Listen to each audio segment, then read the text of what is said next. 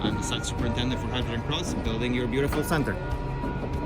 What we see here is a sanitary collection tank.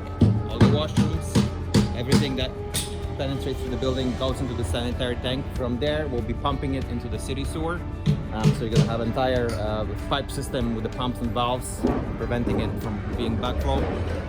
What we see there, these are your groundwater sump pits.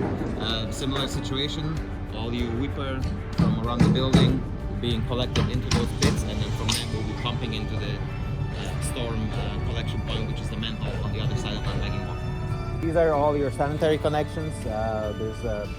That's a drain for the elevator pit. Some of them are clean out, some of them on the back it's your connection for the future washrooms, and a couple of them on the back they're basically flow drains. So a combination of flow drains, connections for the washrooms, and cleanup.